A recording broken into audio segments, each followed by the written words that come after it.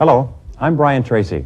About 3 years ago, after over 30 years of selling experience, I sat down and designed a professional sales training program called The Psychology of Selling, the Art of Closing Sales. And over the next hour, I'm going to show you 24 of the finest and most effective sales closing techniques ever devised, taken from that program. If you practice these techniques and use them regularly, you will dramatically increase your ratio of sales to calls and dramatically increase your income. Hundreds of my graduates, perhaps thousands of them, have doubled and even tripled their incomes by using the material in this course, and so can you. Well, the reason we're teaching you 24 sales closing techniques is simply this. The average sale, over 80% of sales, are closed after the 5th attempt at closing. That means after the 5th time that you have asked or given the prospect an opportunity to buy, that's when over 80% of the closes take place. And only about 10% of salespeople have enough closing techniques and have enough ability to ask for the sale more than 5 times without giving up. The more closing techniques you know, the more likely it is that you will close the sale in the course of the sales interview. Remember, selling is a skill. Good salespeople are made, not born. Most of the most successful salespeople in America were at one time shy, insecure, and clumsy at selling. They became great salespeople by learning and practicing the essential skills of selling, including how to close the sale. And if you do what they do, you'll be successful too, and nothing can stop you. Now, please join me in our studio audience as I share the 24 most effective sales closing techniques of all time.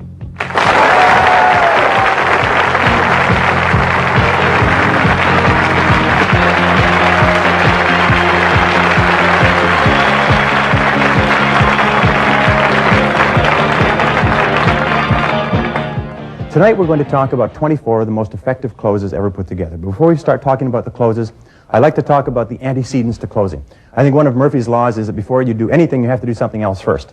And before you close, you have to do several other things first. So let me give you the 2 psychological antecedents to closing. In other words, you must have these if you want to be effective. Number 1, of course, which you've heard 1,000 times, is enthusiasm. 51% of all closing effectiveness comes from your enthusiasm, your excitement about the product.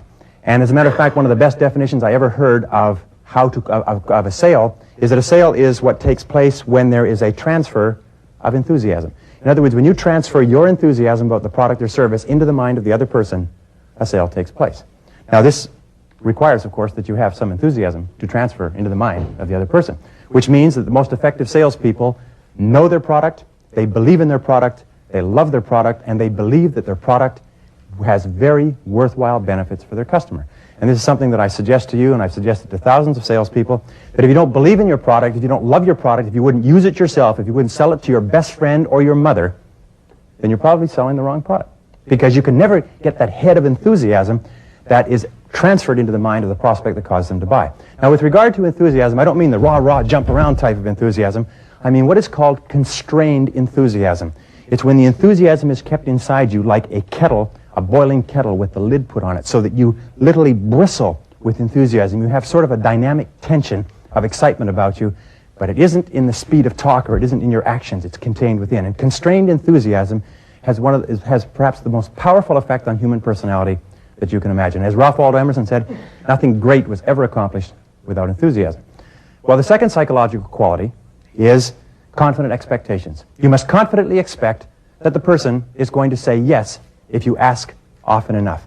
If you ask the person to buy, you must confidently expect them to buy. So you ask expectantly, would you like the red one or the green one today? In other words, not are you going to take one or not, is this what you had in mind, but you ask it expectantly. And the more confidently you expect to sell, the more likely it is that you will sell. And of course, again, confidence in selling comes from knowledge, it comes from practice, it comes from experience, it comes from believing that the product can do what you say that the product will do. Well, in the process of selling, there are other steps that you have to take. The first step, of course, is qualifying. That you cannot sell a product until you have thoroughly qualified the prospect. And every one of us has been in a situation where we have walked into a store or onto a used car lot and somebody comes up and says, why don't you take it? Or, are you going to buy it today? Or they try to close you without ever asking you what it is you want or what you need. And there's nothing makes us more furious than to have somebody treat us like an idiot. So you have to qualify the prospect. You have to find out 4 things, the answers to 4 things. Question number 1, does the prospect need what you're selling? Question number 2, can the prospect use what you're selling? Like many companies may need a computer, but they may not be able to use it because of the manpower, because of the configuration of the organization. Number 3, can the person afford the product? And number 4, does the person want the product? You see, before you can close, the prospect has to have demonstrated that he or she has a desire to enjoy the benefits of your product or service. So once you've gone through the presentation, once you've gone through and you've qualified on all 4 of those categories and the person wants to buy it, then you're in a position to begin closing. Most of the close in every sale is made in the presentations. In some products, especially in real estate, most of the close is made in how well you present the product to the prospect. The closing technique at the end is almost irrelevant. In many products, the closing technique is very, very important. The key reason why the closing technique is important is this, is that the moment of closing is always difficult. There's always a moment of tension. We call this buyer's remorse in advance, if you like, where whenever we feel that whenever we reach the point where we have to make an important decision, whenever we have to put up money, lay ourselves on the line, what happens is this tension wells up inside of us. And this tension is called the fear of failure. And every single one of us as human beings has this fear of failure. On the part of the customer, the tension in the closing moments of the sale is caused by the fear of making a mistake, the fear of buying the wrong thing, the fear of paying too much, the fear of being criticized by other people. And what happens when a person feels this fear? It's almost like having a spear in the stomach. What do? They back away. And whenever they have this fear, they back away and they say things like, let me think it over, leave me some material, could you call me back next week? I have to talk it over with someone else, I have to check it out, I can't afford it, and so on and so forth. These are simply ways of the prospect telling you that I don't think if I make this decision it'll be the right thing for me. Well, the other key stopping point at the close is the fear of rejection. The fear of the person saying no. You see, each of us deep down inside has this fear of being told no to, this fear of being rejected. So one of the things that we do is we very elaborately structure our lives in such a way that we don't put ourselves in front of people that say no. And by the way, if you have an uneasiness about people saying no to you, you've picked a very interesting profession to get into.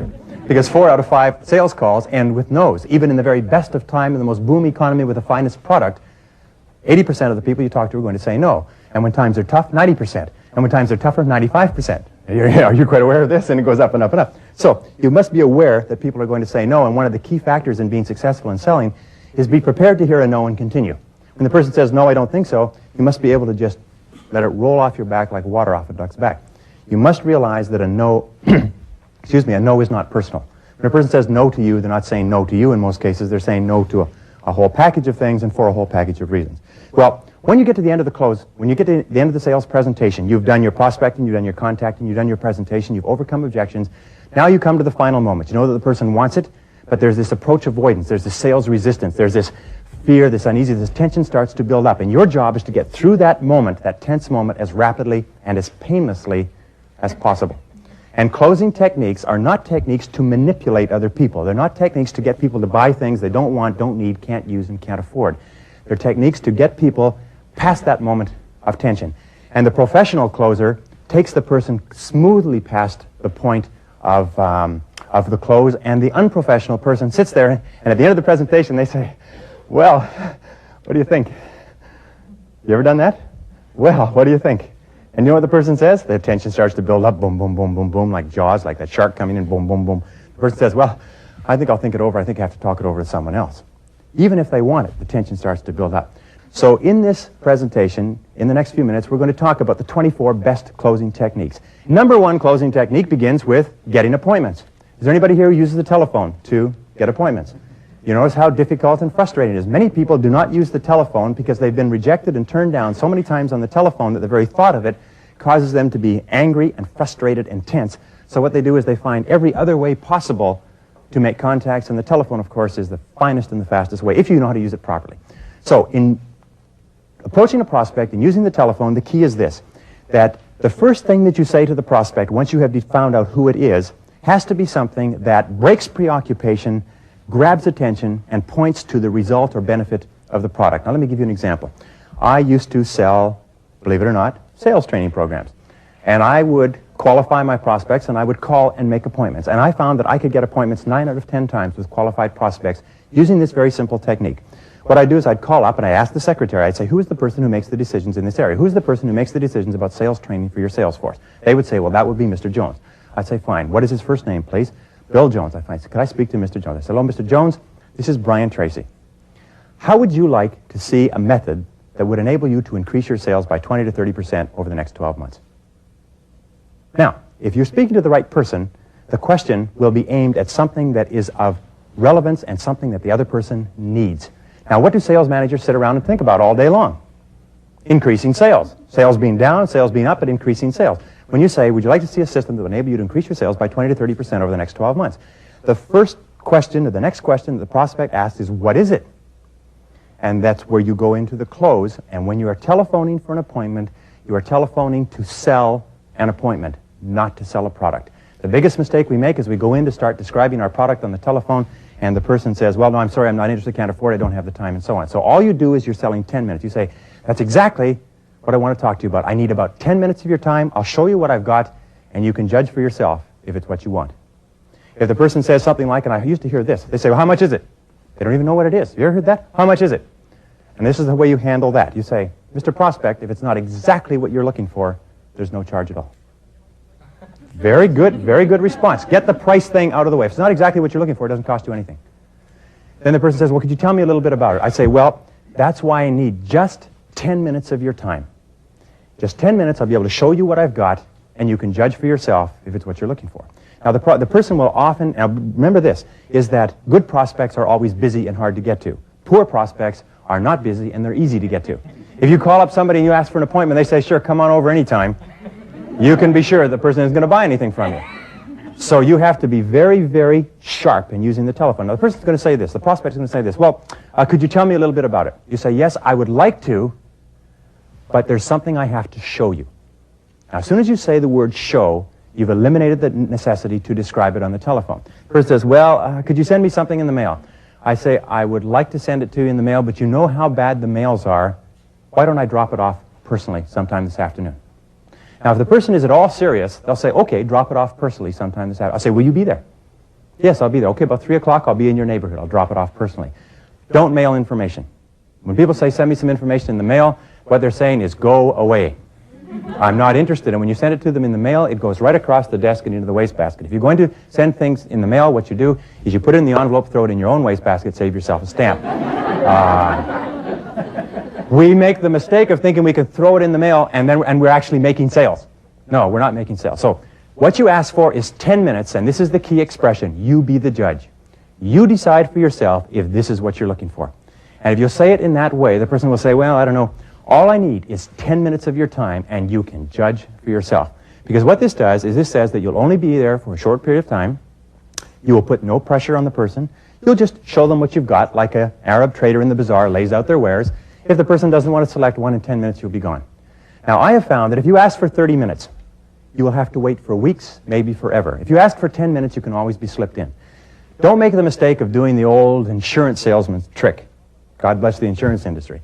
Of saying, how about 10 o'clock today or 2 o'clock tomorrow? This alternative close on it. Don't do that, because it's been used so many times that what it does is it insults the other person. Just say, sometime this afternoon or maybe sometime tomorrow. Be very flexible. Once the person gives you a time. Now, this is another thing they do. They say, why don't you call me on Monday and we'll set up an appointment. And what you say to them is this. You say, look, I've got my calendar right here. Is your calendar handy? Dumb question, of course. The person's at their desk. Their calendar is handy. You say, let's set up a time right now. How about 10 o'clock Monday morning? Don't allow yourself to be put off with this call me back on Monday nonsense, because it's just another way of them avoiding seeing you. Remember, the very best customers you'll ever have are the ones you're going to have to fight to get in to see. They are the ones who are the best for you, so when they try to put you off and they try to avoid you and they try to make excuses, it's what they're saying is this may be a very good customer. And somebody is going to get to that prospect, and somebody is going to sell the prospect. It might as well be you. So just be persistent, be polite, be firm. Say, look, all I need is 10 minutes of your time. Just 10 minutes will do it. 10 minutes you'll be able to decide for yourself. And just sell 10 minutes. If they ask you about your product or service, say, it's too involved to go into on the phone, but take 10 minutes and I'll show you what I've got. And sell only that. See, if you cannot close on the telephone appointments, you can't even get to first base. And become good at it. If you are shy about using the phone, if you're anxious, if you don't like to use the telephone, it's because you've had frustrating experiences in the past. Okay, close number 2. This is called the approach close. You use this right at the beginning of the sales presentation. And the purpose of the approach close is to get the person to make a commitment to giving a decision at the end of the presentation, rather than the person saying afterwards, I have to think it over. And the approach close is something that you use when you have a product or service which is used and needed by almost everybody. And what you say is this. You say, Mr. Prospect, recognizing that at the beginning of the sales presentation, sales resistance is the highest. The person's resistance is up. Remember, we live in a commercial society. People are trying to sell us something every single day, 50 times a day. 2,000 advertisements a day is what we see in our society. Radio, newspaper, television, billboard, buses, and so on. Everybody's trying to sell us something. So we have natural, from the age of 5 years old, sales resistance. And you have to overcome it, and it's a beautiful way to overcome it at the beginning. You simply say this, Mr. Prospect, I'm not going to try to sell you anything now. I'm not going to try to sell you anything right now. Just relax. The person says, oh, that's good. You say, all I'm going to do is I'm going to show you some of the reasons why people have bought this product and continue to buy it over the years, or one of the reasons why thousands, or some of the reasons why thousands of people have purchased this product. And all I ask you to do is look at the reasons why others have bought it and judge for yourself and tell me one way or the other whether or not this applies to you and to your situation. Is that fair? I'll just show you why others have bought it, and you just tell me whether or not it applies to you and your situation. The person will say, okay. See, what you're doing is you've offered them a deal. The deal is, I won't try to sell you if you'll listen with an open mind to my presentation. And the person says, okay, I'll listen with an open mind. And then you go into your normal presentation. And you go through the presentation. At the end of the presentation, the prospect cannot say, well, I have to think it over. You say, Mr. Prospect, you promised you'd give me an answer one way or another. It's a very simple close. You promised you'd give me an answer one way or another. And from what you've said, it seems that this product is just ideal for your situation. And you can go right through to the close. Another close that you can use right at the beginning is called the demonstration close. And boy, is this ever effective. You can use this for almost anything. The demonstration close is what you do to qualify the prospect in the opening statement and to get a clear statement from the prospect that they're in a position to buy and to pay for this product. We used to use this in selling mutual funds. We'd say, Mr. Prospect, if I could show you the very best investment you've ever seen in your life, are you in a position to put $5,000 into it right now? The prospect says, well, I don't know. No, I haven't got 5,000. How about 4? Well, I don't know. How about 3? Well, yeah, 3. Yeah, if I could show you the best investment you've ever seen, would you put $3,000 into it? Are you in a position to put $3,000? He says, well, yeah, if you could show me the... See, now what you've done is you've changed the focus of the discussion. The discussion is not whether or not the person listens to your presentation. The discussion is, can you demonstrate that you actually have an investment or a product that's as good as that? Another thing you can say is, I can show you the best sales training system that you've ever seen, the best, cheapest, finest sales training system you've ever seen. Are you in a position to commit your company to it right now?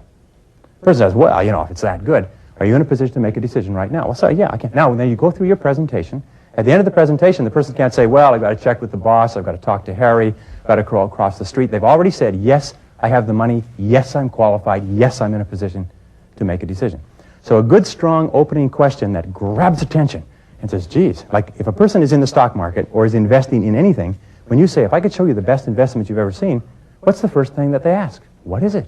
Tell me more about it. I'd like to learn about it. If I could show you the best investments you've ever seen, are you in a position to make an investment today? If I could show you the product that you're looking for, are you in a position to make a decision today? In real estate, I've seen this over and over again.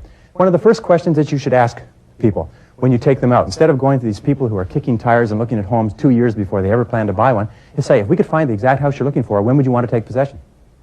Just tell them that as you get into the car. You know, like you'd ask them, what do you think of the weather? Very often people will tell you, oh, well, we're just looking, you know, we're just sort of in the market, we're just looking at, we're visiting 27 other real estate agents, and we're planning to spend 2 years at it so we know every single house in North Chicago or whatever it happens to be. So ask them that question.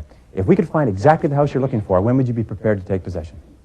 And they can tell you. They say, well, I don't know. Or they'll tell you that they're not in the market at all. Very simple question, and it's not an invasive question. It's not a rude question. Okay, the hot button close is considered by many sales professionals to be the most important and the most powerful close of all. The hot button close is based on the fact that 80%, the old 80-20 rule, 80% of the buying decision comes to bear on 20% of the product features. And in my experience, 90% of the buying decision comes to bear on about 10% of the product features. In other words, it is up to you to find the 1 or 2 things in your whole offering that are the key determinants of this person buying the product, and then to push that hot button over and over again. Because every time you mention the hot button, the person's desire to own the product goes up. Every time you talk about something that is not really important to them in the sales presentation, their desire to purchase it goes down. And good salespeople are people who question skillfully and listen carefully, and we find what is called the Freudian slip. The Freudian slip says that if you talk to people long enough and give people enough chance to talk, they will tell you everything that you need to know to sell them. And that's why the old saying, telling is not selling, is true. You're only really selling when you're asking questions and giving them the opportunity to tell you what they're looking for, what they want, what they need, what they're concerned about, what their worries are, and listen. And the more you listen and the more you ask questions, the more likely it is that they will say, this is what I'm looking for. Nito Kabin calls this the key benefit. There's a key benefit that a prospect is looking for before they make a decision. Until they can find that key benefit, they won't make the buying decision. One of my favorite stories. Real estate agent takes a couple up to see this house. It's an old house. It's what they call a starter home, a pre-owned starter home, if you like, handyman special. Pulls up to this house, and in the backyard, there's a beautiful flowering cherry tree. And the salesman says to the couple, what do you think of this house? And the wife says, look at Harry, look at that beautiful flowering cherry tree. Ever since I was a girl, I wanted to have a house with a beautiful flowering cherry tree in the backyard. And Harry says, shut up, you know how Harry is. Shut up.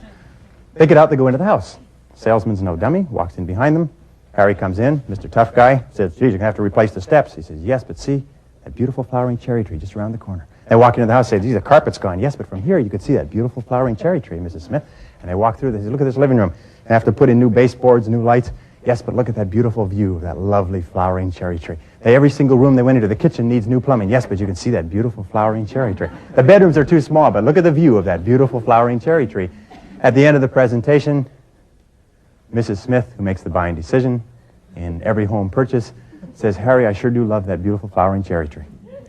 In other words, this is the hot button. You push the hot button over and over again. Now, what amazes me is that salespeople will go out and talk, and people will say, boy, I'm really interested in a house with a pool. I'm really interested. Here's a beautiful house. Isn't that a beautiful yard? Yes, but it doesn't have a pool in it. Now, here's a beautiful one. You can put a tennis court over there. Yes, but it doesn't have a pool. And this one has a wonderful basement, but it doesn't have a pool. The person keeps saying, this is what I want, is a pool. And what you do is you listen to that hot button, and you build the sale around that. The trial close is something the professional salesperson asks throughout the presentation to find out how well they're doing. It's also called the check close. This means that you check how far along you are. So where you present part of your product and you say, what do you think of this so far? Or does this make sense to you? Or is this what you're looking for? Or is this what you had in mind? Or is this an improvement on what you're doing right now? These are check closes. Now, the wonderful thing about a check close is that the prospect can answer yes or no, and it doesn't end the presentation. If you say, is this the sort of layout that you're looking for? Prospect says no. You say, fine, well, let's look at this layout over here then. Or you can say, is this the colors that you're looking for? Prospect says yes. You say, good, well, let's look at more of the colors in this area. So the check close is like you're traveling down a road and you come to a fork, and at the fork you say, is this what you like or is that what you like? And the next fork, is this what you like or is that what you like, on the road to the close. And good salespeople ask check closes throughout. They never present one piece of information without a check close. You drive up in front of the house, you say, you like the outside look of that house? Yes or no. You come in the door, you like the entry hallway? Yes or no. Do you like this color scheme? Yes or no. Do you like the way this is laid out? Yes or no. In other words, they keep asking questions, and the questions keep giving them feedback that enables them eventually to build a picture, a composite picture of exactly what the prospect wants. The power of suggestion close is based on the fact that we are all very susceptible to the suggestive influences of people around us, which means that when a person is excited about something, excitement is contagious. When a person is enthusiastic about something, enthusiasm is contagious. So what you say in a power of suggestion close is you say, boy, you're really going to enjoy the way this car handles on the road. My brother's got one of these cars, and boy, does it ever grip the road when he's driving it. In other words, you keep talking about to the prospect about the product or service as if they've already got it. You are really going to be happy when you travel in this summer. Or you're really going to enjoy this holiday to Europe. Or you are going to love this tour. Or you're going to enjoy living in this neighborhood. This is one of the best neighborhoods in this part of the city. You talk to them as though they've already made the decision to buy, and you try to create mental pictures or pictures in their mind of what it's going to be like to use, to enjoy, to benefit, to own the product. And you create these pictures, and they go away, and they start thinking, instead of thinking, will I buy it or not, they're thinking of how they're going to enjoy it once they've purchased it. The best example of the ascending close, it's called the part-by-part close, or the yes, yes, yes close. And this is best used for mutual funds, investments, encyclopedias. Encyclopedias are the perfect example. Anybody here ever sold encyclopedias? And when you sell encyclopedias, they teach you the encyclopedia sales presentation. The presentation is brilliant. It was designed by a group of psychiatrists at the cost of $250,000. I tell you what, if you ever want to see something wonderful, call one of the encyclopedia companies or fill in one of those cards and get somebody to call on you. Absolutely amazing. What it is this. They start off asking you yes questions. And the basic rule is this. Every time you ask a yes question, the prospect's buying temperature goes up 3 degrees. And we don't know where the prospect's buying temperature is starting from, but we know that there is a certain point at which the prospect will say, I'll take it. And if you can ask enough yes questions, the prospect will finally come to the point where they'll say, how do I get it? And the encyclopedia sales presentation starts off by saying, knock on the door. Hello there. Do you live here?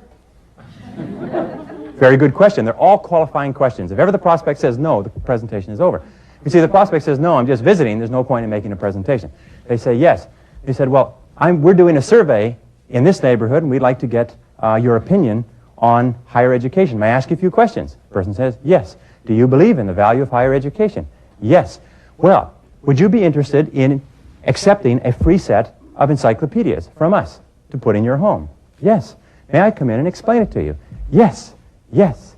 Yes. And there's 42 yes questions. Oh, it should be illegal. At the end of this presentation, the person is saying yes, yes, yes, and they've bought $1,600 worth of encyclopedias. Now, any presentation can be designed. What I do is I design my sales presentations, and I'll take sometimes hours, sometimes days to do this, to design a sales presentation so it fits on one page, and it has about 7 to 10 questions. Each question which can be outlined or explained or drawn on one page, and each question starts with a yes. And each question is answered with a yes. Each question requires that the person agree, and each question becomes more and more product specific until the final yes is when they're going to take delivery. Would you like to take delivery right away? Yes. And so and this is the kind of presentation that takes skill to design, but it is one of the most powerful presentations that you can imagine. If ever you find yourself saying yes, yes, yes in a sales presentation, you know that you are being given a perfectly professionally designed presentation.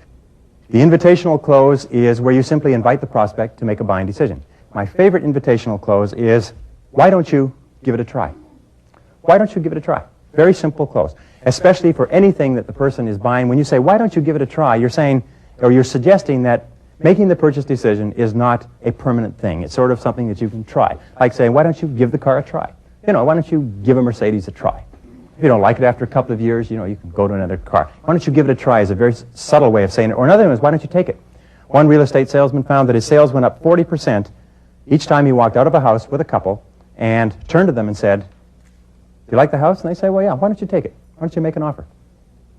Bang. And they found that people say, well, sure, well, why not? So why don't you take it? Or another invitational close is, how many would you like? Or what color would you like? Or would you like us to get started on this right away? Or is this exactly what you had in mind for today? And in other words, what you do is you invite the person to make a decision. You don't run to the end of the presentation and then stand there and say, well, what do you think? I remember the salesperson comes back to the office and says, boy, do I have a lot of good interviews today. The other one says, yeah, I didn't sell anything either. Remember, you do not offend people by asking them to make a buying decision once they have indicated an interest in owning or enjoying the benefits of your product or service. The next close is what is called a price close. Now, many people say to me that everybody buys everything on price. Have you heard that before? Price is the key thing. Everybody wants the lowest price and so on. Almost every case, I will tell you this. First of all, the price is not the major determinant in selling anything. Unless, of course, you're selling rice and rice and rice, and it's all the identical brand, size, shape, and quality. Whenever there's any differentiation in product, price is not the determining factor. The second thing I'll tell you with regard to price is that it's salespeople that make an issue of price. The person says, hey, how much is it? And they immediately get into a wrestling match and they say, well, it's X number of dollars. The person says, hey, I can't afford that. We say, yeah, but it's worth it. Well, no, I can get it cheaper somewhere else. Yes, but it's not as good as the one we've got. And you get into an argument and you can never win on price. Basic rule on price is price should never come up in a sales presentation until the end of the presentation. Now, if you're selling homes, there's no way that you can avoid, or even cars for that matter. But if you're selling a product that is a little bit more complex, it shouldn't come up until the end. This is how I deal with price. When people say, well, how much is it? Before I've had a chance to tell them what they're getting. You see, people always object to price no matter what it is. Everything always costs more than people expect to pay. Isn't that true? Do you ever find any of your prospects or your customers say, boy, that's a lot cheaper than I expected? Everything costs more than they expected to pay. But willingness to pay and ability to pay are two different things. Nobody is willing, but most people are able. So the key is if price comes up before you've had a chance to show the person exactly what it is that they're going to get for the money, first thing you say is, Mr. Prospect, is price your only concern? Is price your only concern?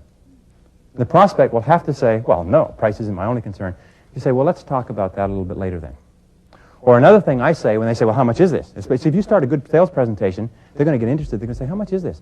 And you say, Mr. Prospect, that's the best part. Could I come to that in a couple of minutes? They say, sure. And now you go on to the presentation. But try not to get into price, and by all means, never argue over price. If a person, here's another close that you can use, free. This will give you your first baker's dozen. It's called the just suppose close. The just suppose close just simply says, Mr. Prospect, just suppose that price is not an obstacle or an object here. Okay, can we do that just for a second and let me finish my presentation? Persons will say, okay. Now, by the time you get to the end of the presentation, you should have spoken so much about the value of what it is that they're going to get that when you mention the price, they say, well, that makes sense.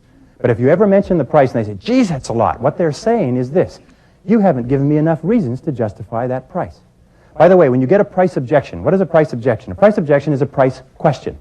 A price question is when they say, hey, that's too expensive, what they're saying is, from what you've told me so far, I don't see how the product or service can be justified by the price. Can you give me some more information? Basically, that's what they're saying. But they say it in such a way that sometimes they say, oh, geez, another people price again.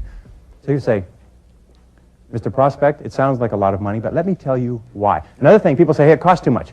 I'll say, Mr. Prospect, we're getting into objections, but this is a very good, Mr. Prospect, you're right. Or it costs more than your competition.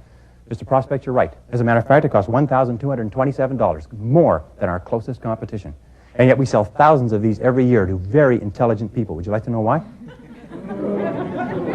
Sure. Because you've got to get that price out of the way. Other than that, it's like a big orangutan in the middle of the path between you and the end of the sales presentation. The sudden death is an ultimatum close. And you've all had this experience where you've made a presentation to a person or to a company, and they've looked at it, and you go back and see them, and they say they have to think about it a little bit more, and you go back and they have to think about it a little bit more, and you go back. About 4 or 5 times, you find that you're spending too much time going back to this person who's not made a decision. So you use this close, and it works in at least 50% of cases. You fill out the entire sales contract in all details except for the signature, exactly the way you've discussed it up to now. You take it back to the prospect and you say, Mr. Prospect, you know, we've discussed this quite a bit, and I know this is taking up a lot of your time, his time, taking up a lot of your time, so either this is a good idea for you or it's not. And one way or another, let's make a decision right now. What do you say? And then take the contract and send it, put it across the desk, put the pen on top of it, and say, if you'll authorize this now, we can get started right away. And then become perfectly silent. Remember, after every closing technique, the key is to shut up. The key is to be perfectly silent and wait. And sometimes the silence can be stretched out interminably. Sometimes the silence can get longer and longer and longer. But the longer you wait perfectly quietly without speaking, the more likely it is that the person will make the buying decision. The longer the tension is. Now, a very good sales trainer once told me, and I like this, he said, the only pressure that you are allowed to use in a sales presentation is the pressure of the silence after you've asked the closing question. And the basic rule is this, is he who speaks first or she who speaks first after the closing question loses. Remember, the best time to close a sale is at the end of your presentation, not the next day or come back next week or let the person think about it. At the end of the sales presentation, the person has more fresh information and is closer to making a decision than at any other time. The sharp angle close is where you take this is when the person wants the product and they're bringing up sort of what we call smokescreen objections. They're just coming up with objections. They say, well, I don't know if we can afford the monthly payments. You say, if we can spread the payments and get them down, will you take it?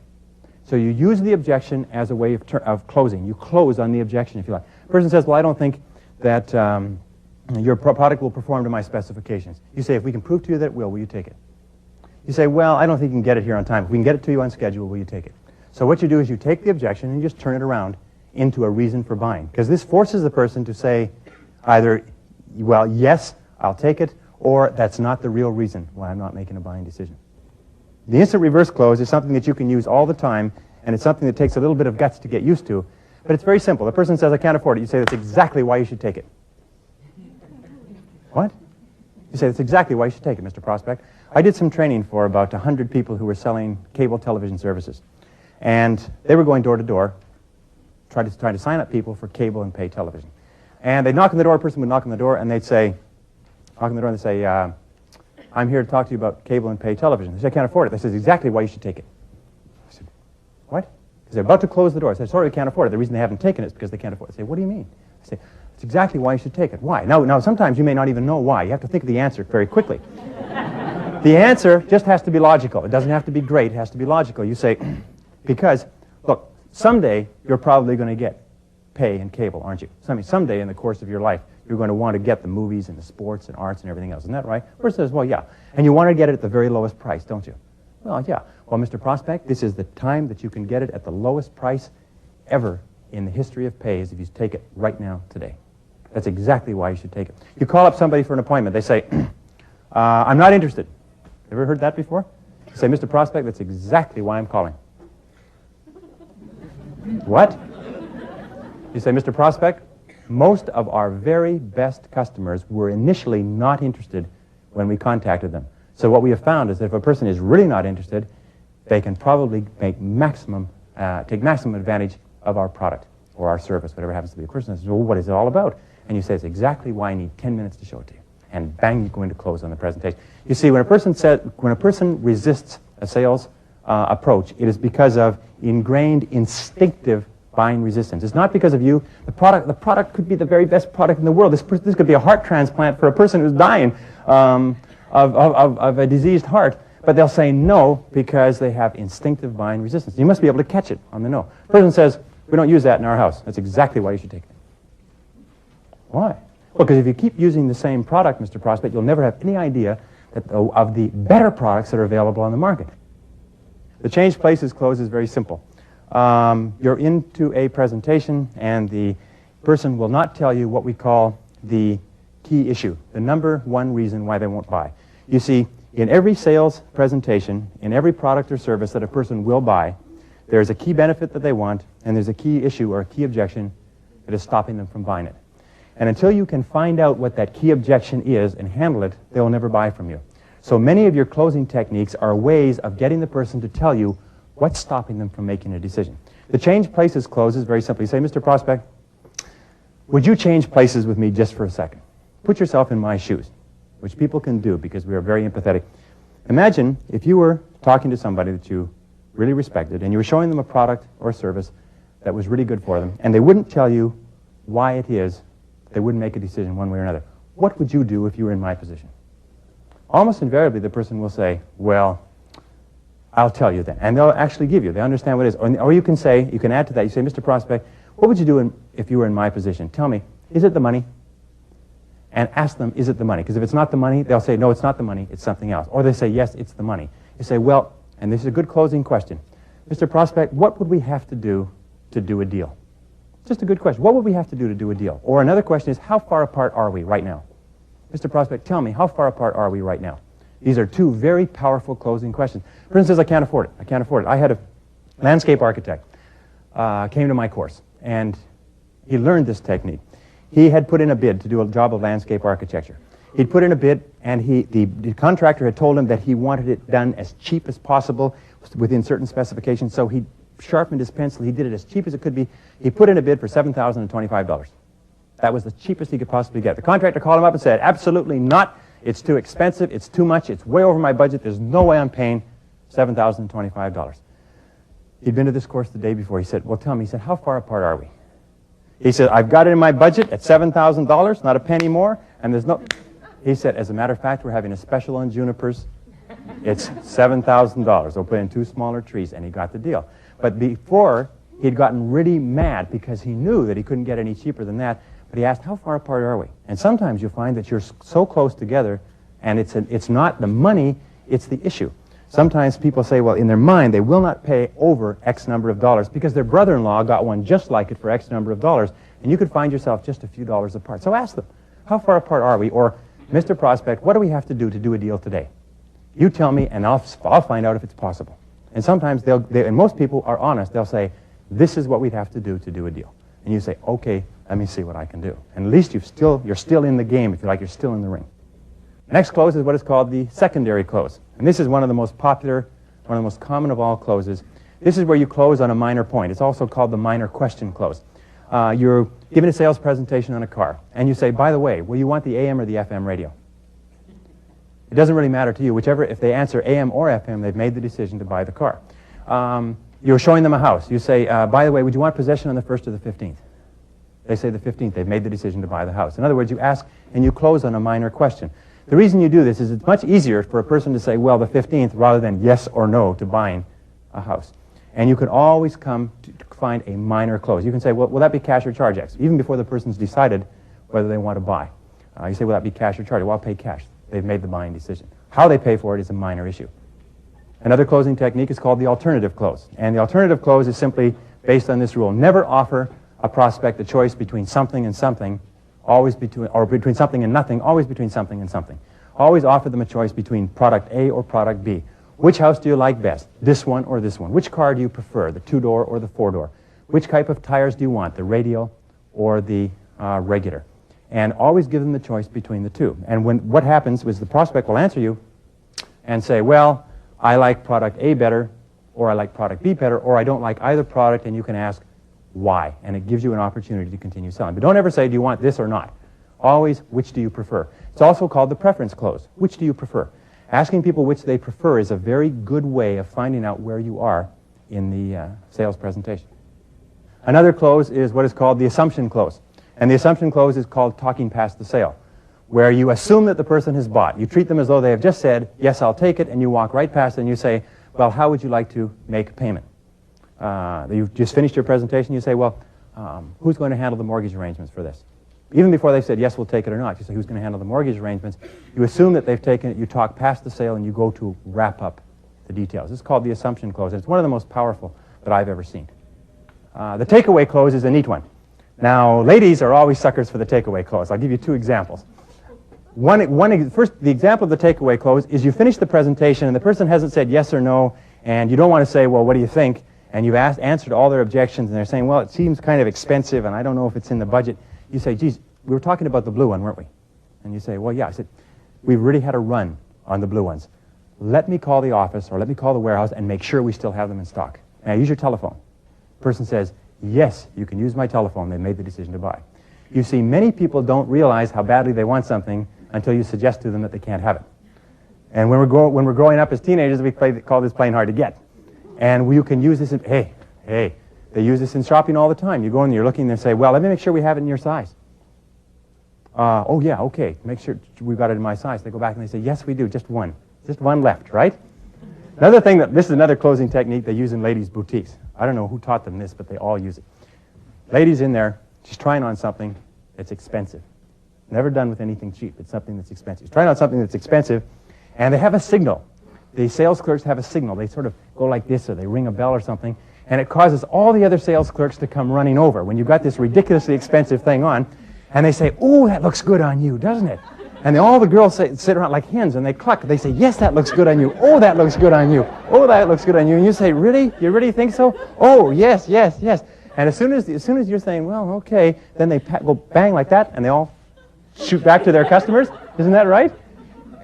My wife has come home with the funniest looking outfits. She comes home and she said, I want to try on this outfit. And she comes in, and you want to live there, you want to go on having regular meals. She comes in, she says, be perfectly honest with me.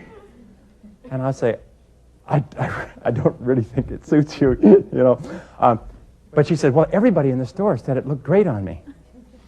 And there's only one left in my size. Right? Be very alert to that. Another close that you can use is what is called the puppy dog close. Now, the puppy dog close is one of the most powerful and best closes of all. And it's based on the old story of the kids get the parents and say, we want a puppy dog, we want a puppy dog, we want a puppy dog. And the parents say, no, damn way, you're getting a puppy dog. Well, finally they say, please, please, please take us to the pet store. So they go to the pet store. Parents are very circumspect. They say, all right. And the pet store owner, these guys are smart. They know what's going on. They say, well, look, you don't want to have to make a decision like this. Why don't you take this little puppy home and just play with it for the weekend, and if you don't like it, bring it back on Monday. And the kids say, yeah, just for the weekend, just for the weekend. The parents say, well, all right, just for the weekend, just for Sunday. Well, now, by Sunday night, the kids are indifferent to the dog, and the parents have fallen in love with it. And this works. Now, anytime you can give your prospect an opportunity to touch, taste, feel, smell, use the product, this is a puppy dog close.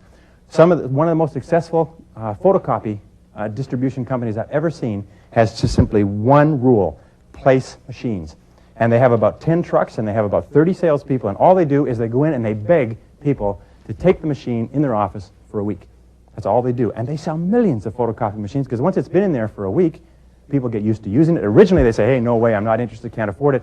They use it for a week, they find the convenience of it, and they keep it. I used to have a friend who sold motorhomes. These big, expensive motorhomes, $30,000, $40,000. Now, let me tell you about a puppy dog close. It's beautiful. Good times and bad. This guy is one of the top motorhome salespeople in America.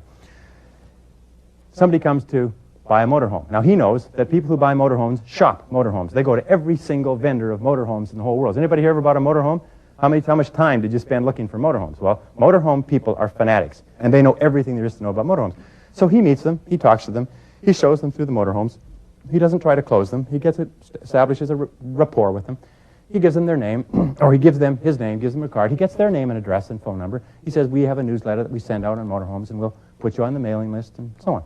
Well, next Saturday, he calls them up about 10, 11 o'clock Saturday morning. Now, where is everybody 10 o'clock, 11 o'clock Saturday morning? They're at home. He said, I'd like to take you out for lunch. I'd like to show you something absolutely fantastic. I'll pick you up at your home at 12 o'clock. And they say, well, okay, see you at your home, 12 o'clock noon for lunch. And he drives up in this big $50,000 motorhome, drives up in front. He says, jump in. They get in, and they're a little bit curious. He says, I've got to show you something neat. And he takes them just outside the city that he lives in. There's a beautiful park, and the park is long, sloping hills, and then there's a lake, and there's geese that swim on the lake, and there's trees on the other side, and there's the mountains in the distance. And he pulls up in this big motorhome, and he swings a loop, and he stops so that you can sit at the table and chairs looking out the window, this beautiful view. And they sit down. He says, sit down over here, please. And they sit down. He opens up the microwave, heats up the food, takes wine out of the refrigerator, wine in a bucket, pours the glasses, lays out the food, china. He sits them down, and he says, as they're eating, he says, oh, isn't this what you want? Isn't this nice? Wouldn't it be nice to be able to do this every single weekend? And he says, we have a special on a unit just like this. We can have you in this by tomorrow afternoon. You are set for the summer. He sells more motorhomes than you can imagine, because he gives people a chance to experience the product. The Ben Franklin close is one of the most powerful for a very simple reason. The Ben Franklin close closely parallels how you and I think. Now, you and I think when we make a decision, we weigh the pros and cons. We look at what the reasons are for making the decision and against making the decision. And the Ben Franklin close goes back to Ben Franklin, who was America's first millionaire, by the way, first self-made millionaire, Benjamin Franklin. Started off penniless. And he used to make his decisions by taking a piece of paper and drawing a line down the center, and he'd write all the reasons in favor of making the decision on one side of the paper and all the reasons opposed to it down the other side, and then he'd sit and he'd study the reasons and make his decision. Now, whenever you're selling anything complex, this is a very fine method. For the person who's having difficulty making up their mind because of a variety of different factors, you say, Mr. Prospect, let's use the Ben Franklin decision-making method. It's a very simple method. Ben Franklin used to use this, and he became one of the richest men in America making decisions on this basis. And this is what we'll do. You take a piece of paper, draw a line down the center, and I say, and let's write down all the reasons in favor of making this purchase decision, all the reasons in favor of buying this, okay? And so you sit down and you start listing the reasons. Remember we talked about this? Yes. And remember we talked about that? Yes. And we talked about this, and it does this, and it does that, and you have this, and it includes this, and so on. You write down every single thing that you can possibly think of that was in the presentation or wasn't in the presentation. You restate all the good reasons for buying the product. And then you say, is that everything, Mr. Prospect? Can you think of anything else? Prospect says, no, I think that's everything. He says, okay, now you fill out the other side. And give him the pad of paper and the pen and sit quietly. Now, the best prospect, the sharpest prospect I've ever seen couldn't get past item 3. They write 1, 2, and they think, well, 3, and they write it. And then you look at it and you say, well, Mr. Prospect, it looks like you've made your decision. And the prospect will almost invariably say, well, yes, I guess I have. I taught this to a gentleman who was in commercial real estate. And he said he'd heard about this close all his life. Everybody's heard about this close, right? He said he'd never used it until he was in a transaction with a large financial institution, which was a trade and purchase and sale of a series of properties between two institutions, merging properties, selling properties, turning some into cash, and so on. And he'd been going back and forth with these people for 3 weeks. He said, finally, why don't we use the Benjamin Franklin decision-making method? They had nothing to lose. And with a vice president of this financial institution, they sat down and they went through it. At the end of it, he turned it over. He said he did word for word from the course. He said, turn it over to him. He said, now you write the reasons opposed. He came up with 2 or 3 reasons. And he says, well, it looks like you made your decision. And he said, you're right, I have. Let's go with it. And he said he made about $15,000 commission on that deal. He said, just amazed. I met him the day after he'd used this. He said he'd heard about that closing technique all his life, and he'd never used it because it seemed so simple. but it's very, very powerful. Just try it. Try it once and see what happens. The summary close is where you sit down and you say to the prospect, all right, after the end of the presentation, you say, well, now let's just briefly go over what we've talked about. And you say, remember we talked about this, and you summarize everything that you've discussed. You summarize the feature and the benefit, the feature and the benefit, the feature and the benefit. You go through the whole list right down to the end. You say, can you think of anything else? Prospect says, no. You say then, well, why don't you give it a try? Or should we get started on this right away? Or is this what you had in mind? Or why don't you take it? And just simply close. You see, when you summarize all the reasons for buying the product or service, and you summarize it in the order that you want, at the end of that summary, the individual will be at their highest buying temperature. They'll be the most likely to buy. You're selling a home, for instance. You say, well, now, before you make a decision on this home, let's look at all the things that you're looking for in a home. Let's look at all the things that this home has. Well, remember, it's got this, and it's got this, and it's got this, and it's got this, and it's got this, and it's got this, and it's got this, and it's got this, and it's got this. You can probably get to 40 with a little bit of creativity. The person sees, geez, that's right, it's got all those things in it. They didn't realize how good the home was until it's perfectly described. A car is another way. How do they sell cars today? Well, what you do is you have your stripped-down basic model, which I don't even think comes with seats or steering wheel. And then on the window, you have all the extras. Have you seen that? And it's extra, extra, extra, extra, extra, extra. It's something like 10, 15, 20 different things that you get extra. And you say, geez, look at all that you're getting for the money. And it's another form of a summary close. The order sheet close is when the presentation begins. The person comes in to see you. The first thing you do is pull out an order sheet, write the date on it. And then ever after, whenever the person says anything about what they're looking at, write it on the order sheet. And even the person says, hey, wait, don't write anything down. I'm not buying anything today. I'm just looking. You say, I understand, but I've got a terrible memory for detail, so I like to write everything down. And if you don't buy anything today, we'll just throw it away. Okay, fine. And you keep writing on the order sheet. So the person gets used to seeing their information written on your sales contract. Now, another way that you can use the order sheet close is at the end of the presentation, just pull out the order sheet and start filling it out. And this is what I used to do. I take out the order sheet, and especially with investments, this seems to be good, and life insurance, and I guess encyclopedias and a lot of other things. I take out the order sheet, and I'd write the date on it, and if they don't stop you from filling out the order sheet, they made the decision to buy, you see. And then I say, could you give me the exact spelling of your last name for mailing purposes? If they give you the exact S-M-I-T-H, Smith, they give you the exact spelling of their last name, they've made the decision to buy. And you say, and your first name, middle initial, what is your exact mailing address, and you go in to fill it out. It's a very fine close. It's kind of like a secondary close. It makes it easy for the person to make the buying decision. So just say, what is the exact spelling of your last name, please? Start writing it in. Unless they stop you, they made the decision to buy. And they say, well, I haven't decided to buy. You say, why not? Sometimes they don't know. You say, well, why not? Or a beautiful way of overcoming objections that I learned from a friend of mine is this. When the person says, well, I don't like it because of this, you say, why do you feel that way? Why do you feel that way? You see, nobody knows why they feel anything. If you say, why do you think that way, people will have an answer. But if you say, why do you feel that way? The person will say, well, I don't know. Why don't I feel that way, Gloria? I don't know. Why don't you take it? Yeah. Okay. And they can't even remember why it is that they were objecting. 22nd close on our list is called the relevant story close. This is a powerful close because we make all of our decisions with the right brain. And the right brain is stimulated by stories and pictures. And whenever you can create a picture, like the power of suggestion close, when you can use visual sales aids, or whenever you can tell a story about your product or service, people will remember a story about a product or service for years, and they'll forget all the technical detail in 10 minutes. So the relevant story close is when the person is having difficulty, or even in the middle of a presentation, tell a relevant story about somebody who was hesitating about buying this product or service, and they finally decided to do it, and look at how happy they were. They married Miss America, they won the lottery, they traveled around the world. In other words, wonderful things happened to them, and they sure were happy that they made this decision. If you're selling homes in a particular neighborhood, you can say, look, a friend of mine or a client of mine or a relative of mine moved into this neighborhood a couple of years ago, and you couldn't get him out now with a bulldozer. That he thinks this is the finest neighborhood in the whole city. It may not be the richest and it may not be the poorest, but with regard to transportation and shopping and schools and everything else, it's a great neighborhood. Sometimes people say, hey, oh, it makes a lot of sense. Those are the kind of stories that cause people to make buying decisions, not the statistics and the facts and the square footage and the cost and the interest rates and so on.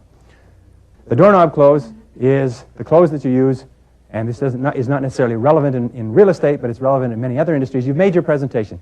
You've given it your best shot. The prospect has resisted. The prospect's got that one major issue, that one major objection they're not telling you because they know if they tell you, you're going to get them.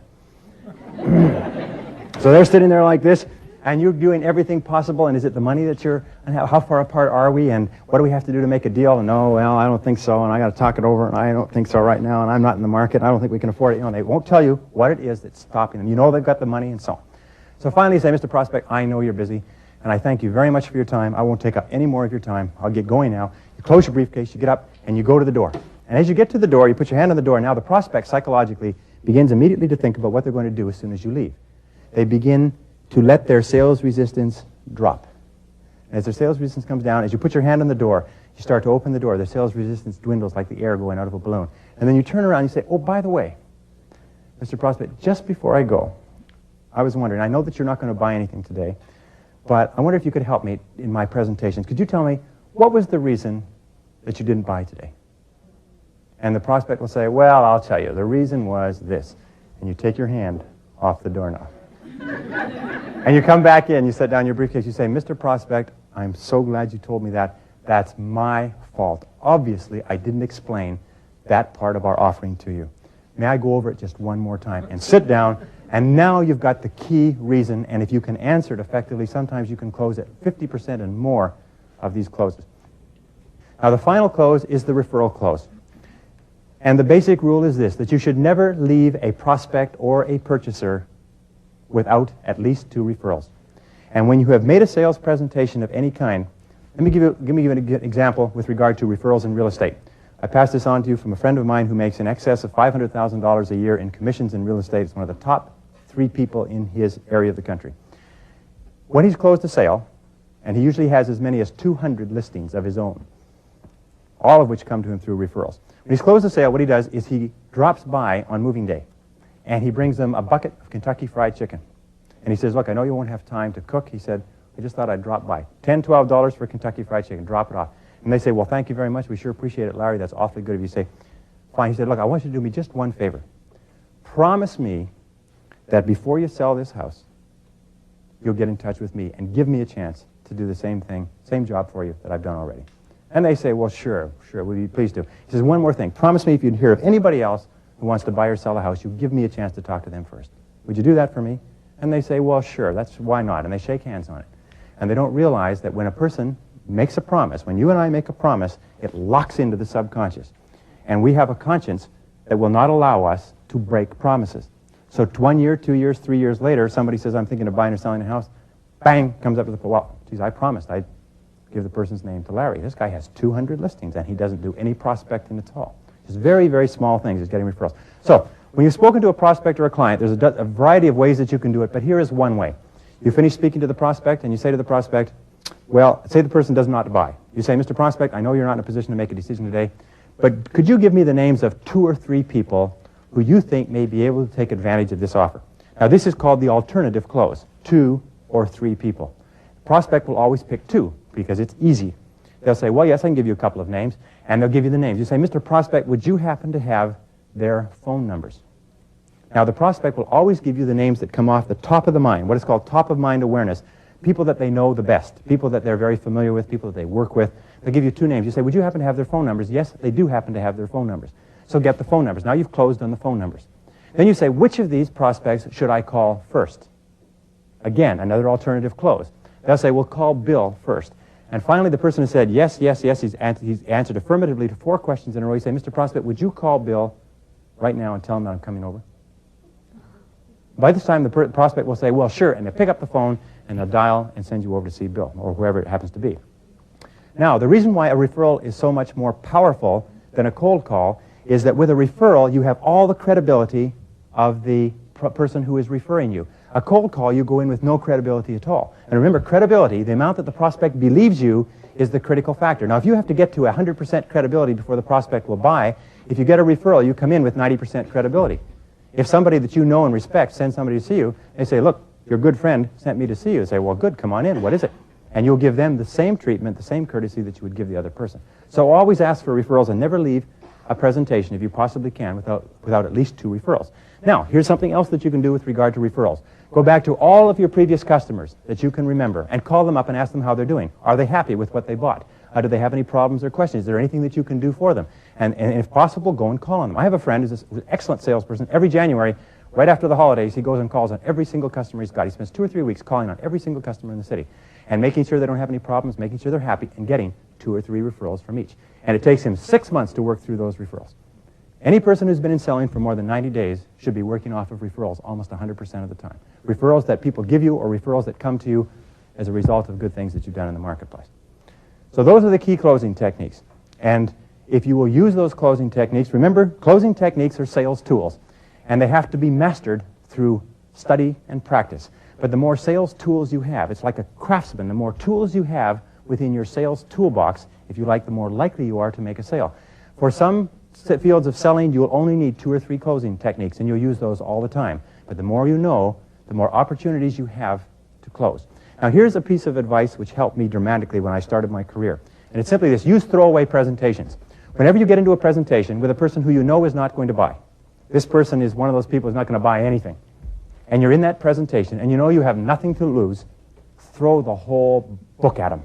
Throw every closing technique and every qualifying technique and every objection technique that you can have, you can find. Because remember, you only really learn sales techniques by being in the arena with a live prospect. And if you find a person who's not going to buy, use them, because I have found, and that it's worth a fortune to you. I have found that if you will use these throwaway presentations and just sit in there and slug until you literally get thrown out, you will learn more faster about how to close good prospects than you can possibly imagine. Act boldly in selling. Remember, the key to sales success is to act boldly and to close boldly. A sales close where you say, "Why don't you take it?" is certainly far more powerful than, "Well, why don't you take it?"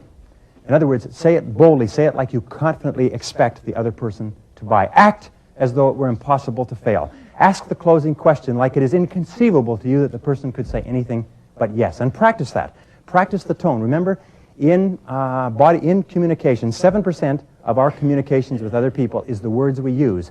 38% is the tone of voice. 55% is the body language. So make sure that your body language is erect. Make sure that you look like $1 million. Make sure that your voice is strong and bold and clear, and ask. We find that the person who speaks louder and faster always seems to dominate the person who speaks more quietly and slower. Now, I'm not saying to be obnoxious, and I'm not saying to be pushy or aggressive or overbearing. I'm saying speak confidently, speak strongly, ask as though you expect the person to say yes. And the final point, going right back to what we started, the key to selling effectively, the key to closing sales, is psychological more than anything else. That you must have enthusiasm, you must love your product, you must believe in your product, you must have confident expectations, and you must persist. And this is the final underlying quality. What is it that it says that persistence is to the character of man and woman as carbon is to steel? And that if you will persist, if you will keep on keeping on, no matter how many times people tell you no, no matter how many doors you knock on, no matter how many times you stay out late at night and nothing happens, that if you will keep persisting and persisting and persisting, you will succeed and you will become one of the great salespeople of your generation. Thank you very much.